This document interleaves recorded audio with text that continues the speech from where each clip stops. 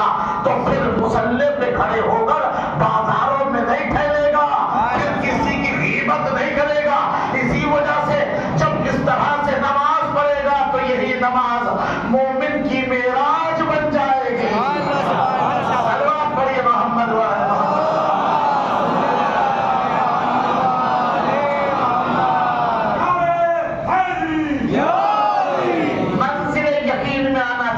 منزل یقین میں جملہ کہو۔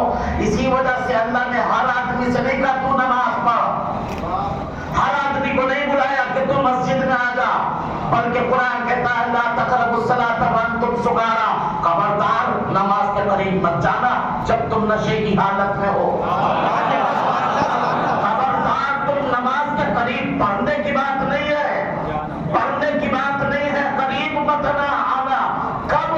جب تم نشے کی حالت میں، یہ نہیں کہا شراب پی کر نہ آنا، یہ نہیں کہا گانجا کھا کے نہ آنا، یہ نہیں کہا افیم جو ہے کھا کے نہ آنا۔ قدرت بتانا چاہتی ہے کوئی اور نشہ شراب سے بھی بڑھ کے ہے۔ میں کیا کہہ رہا ہوں ذرا غور فرمائیے گا۔ شریعت نے یہ نہیں کہا شراب پیو تو مسجد میں نہ آنا، گانجا کھاؤ تو مسجد میں نہ آنا۔ شریعت نے کہا اگر تم بے ہوش ہو تو تم مسجد میں نہ آنا۔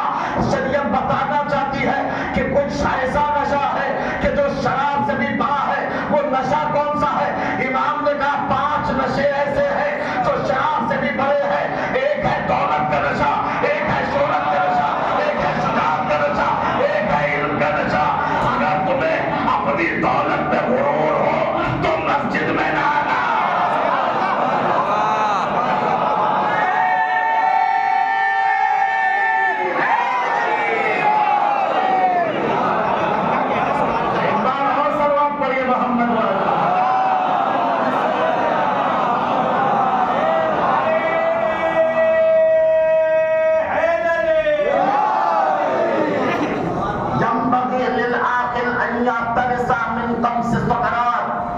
عاقل کو چاہیے کہ 5 نشوں سے بچے۔ من سکر المال، مال کا نشہ، من سکر الشہرت، شہرت کا نشہ، من سکر الشباب، شباب کا نشہ۔ بڑی دولت آ گئی، اب تو دیکھتے ہی نہیں پڑوسی کیا ہے، اب تو پہچانتے ہی نہیں چچا کیا ہے، اب تو دیکھتے ہی نہیں بھتیجا کیا ہے۔ امام نے یہاں پر اب سرکار نے کہا ایاکم والمجالسۃ الموتیٰ، خبردار مردوں کے پاس مت بیٹھنا۔ ایاکم والمجالسۃ الموتیٰ، خبردار مردوں کے پاس نہ بیٹھنا۔ قیل ومن الموتیٰ، یا رسول اللہ یہ تو بتائیے وہ مردے کون سے ہیں جن کے پاس بیٹھنے سے آپ منع کر رہے ہیں؟ سرکار نے فرمایا کل غنی اتقاہ غنا، ہر وہ مالدار جس کی دولت نے اسے بے ہوش کر دیا ہو۔ کل غنی اتقاہ غنا، ہر وہ مالدار جس ہے اس کی دولت نے بے ہوش کر دیا ہو۔ پتہ چلا مسجد میں زندہ کو آنا چاہیے، مردہ کو نہیں۔ صلوات پڑھیے محمد وعلی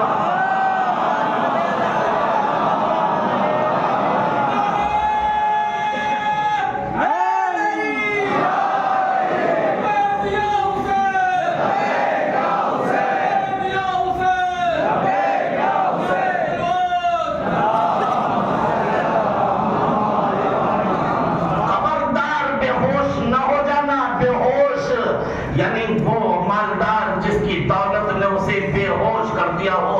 بے ہوش کسے کہتے ہیں؟ بے ہوش یعنی جس کا ہوش نہ ہو، جس کے پاس ہوش نہ ہو۔ یعنی شریعت ہوش والے کو بلانا چاہتی ہے۔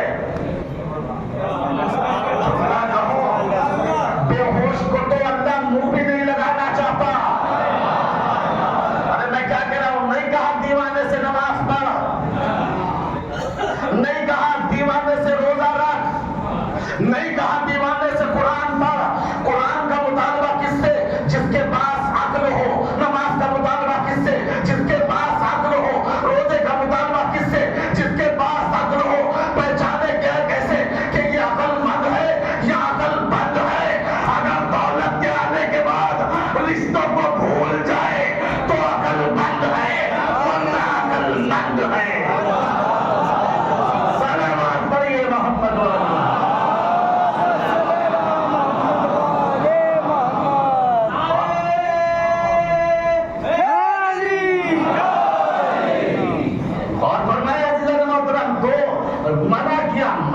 آنا، قریب مت آنا، نشے کی حالت میں، مستی کی حالت میں، جب تمہاری عقل تم سے دور ہو جائے، عقل پہ کنٹرول رکھنا، یہ مت زبان نہ چلانا، زبان چلانے سے پہلے سوچنا کس کے بارے میں کہہ رہے ہیں، کیا کہہ رہے ہیں، کیوں کہہ رہے ہیں۔ میں کیا کہہ رہا ہوں، اسی وجہ سے تو جب مولا کائنات جو ہے منبر پہ تھے، کسی نے سوال کیا، مولا یہ بتائیے کہ جو ہے آگ سے زیادہ گرم چیز کیا ہے، برف سے زیادہ ٹھنڈی چیز کیا ہے، اور وہ شربت کون سا ہے جو آدمی کو سب سے زیادہ سکون دیتا ہے، اور وہ لباس کون سا ہے جو کبھی بوسیدہ نہیں ہوتا۔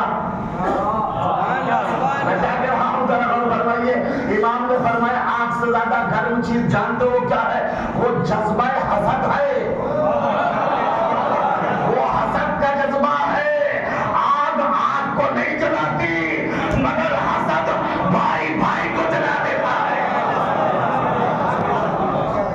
آگ سے زیادہ گرم ہے، برف سے زیادہ ٹھنڈا کیا ہے؟ کہ برف سے زیادہ ٹھنڈا ہے کسی کنجوس کے سامنے اپنے پریشانی کو بیان کر دینا۔ کیا کہہ رہا ہوں، ذرا غور فرمائیے گا، اپنی منزل پہ آؤں جو میرا موضوع ہے، یعنی برف سے زیادہ ٹھنڈا کیا ہے؟ ایک اپنی ضرورت کو کسی کنجوس کے سامنے پیش کر دینا، اور وہ لباس کون سا ہے جو کبھی بوسیدہ نہیں ہوتا؟ وہ تقوی کا لباس ہے۔ ارے میں کیا کہہ رہا ہوں، نہیں متوجہ نہیں ہوئے، تقوی کا لباس ہے، تقوی کا بس اللہ سے ڈرنا، بس اللہ سے ڈرنا۔ نہیں ابھی نہیں سمجھے، کبھی سوچا آپ نے پوری دنیا ایک طرف لیکن ایران کام نہیں ایک طرف؟ کبھی سوچا آپ نے ارے یہی تو واقع کام نہیں سے کسی نے کہا تھا آپ کس کے مقابلے پہ آ گئے؟ امریکہ اسرائیل یہ سپر پاور ہے، تو آگے کام نہیں نے کہا تھا ارے جب ہم نے سجدے میں اللہ کو اعلیٰ کہہ دیا تو کوئی سپر نہیں، سب سے بڑا اچھا لباس کون سا ہے؟ تقوی کا۔ چوتھی بات جو میرا موضوع ہے وہ کیا ہے؟ یعنی وہ شربت کون سا ہے کہ جس کے پینے میں سب سے زیادہ سکون ملتا ہے؟ میرے مولا نے فرمایا وہ شربت ہے غصے کا ضبط کر لینا۔ نہیں متوجہ نہیں ہے عزیزان محترم، وہ غصے کا کنٹرول کر لینا ہے۔ اس لیے کہ یاد رکھیے گا دنیا کے شربت وقتاً اس کو سکون دیتے ہیں، لیکن جب انسان غصے کو ضبط کر لیتا ہے تو زندگی بھر سکون سے رہتا ہے۔ صلوات پڑھیے محمد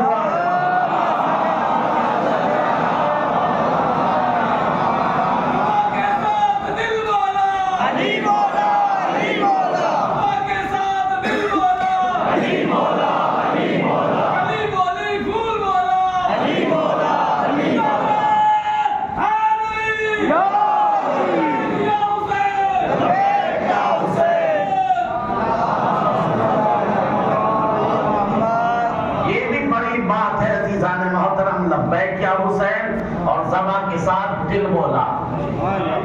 کاش ایسا ہو جائے تو مسئلہ حل ہو جائے۔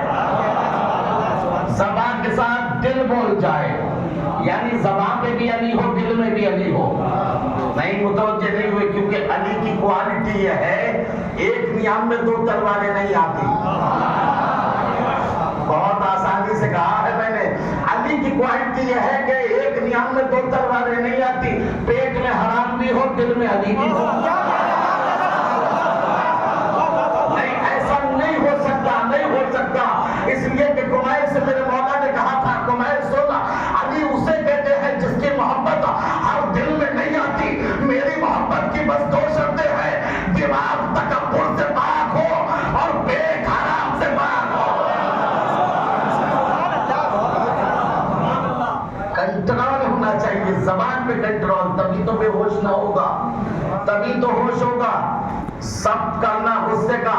جناب موسیٰ کوہ طور پہ پہنچے، آواز آئی موسیٰ تین چیزیں ملیں گی، پہلی چیز کو گاڑ دینا، جب آگے چلو گے تو دوسری چیز ملے گی، اس سے بھاگ جانا، اور جب آگے بڑھو گے تیسری ملے گی، اس کو کھا جانا۔ پہلی چیز کو گاڑ دینا، دوسری چیز سے तीसरी चीज को जनाब मूसा आगे बढ़े, देखा तश्तरी में सोने की ईंटें हैं, हुक्म था गाड़ देना, मूसा ने गाड़ दिया। आगे बढ़े, देखा एक मुर्दार पड़ा है, हुक्म था भाग जाना, मूसा देख के भागने लगे। आगे बढ़े, देखा बहुत बड़ा पहाड़ है, हुक्म था खा जाना, मूसा आगे बढ़े, पहाड़ छोटा हुआ और आगे बढ़े और छोटा हुआ और आगे बढ़े और छोटा हुआ और आगे बढ़े, बिल्कुल छोटा हुआ। मूसा ने हाथ बढ़ाया, पहाड़ लुकमा बन गया, मूसा ने खा लिया, शहद से ज्यादा शीरी हुआ। मूसा ने खा लिया, शहद से ज्यादा शीरी हुआ। जब तीनों काम जनाब मूसा ने कर लिए तो अब बारगाह की इज्जती में आवाज दी, परवरदिगार तुमने जो हुक्म दिया था वो तो अंजाम दे दिया, मगर इसकी हिकमत तो बता दे, फलसफा तो बता दे, रीजन तो बता दे, इसका मकसद तो बता दे, क्या मकसद था, क्या वजह थी, क्या इल्लत थी, क्या सबब था। आवाज़ कुदरत आई, मूसा सुनो, वो जो पहला काम तुमने किया था, जिसको हमने दबाने का हुक्म दिया था मूसा, वो तुम्हारी नेकियां थी। जब भी तुम नेक काम करना उसे गाड़ देना।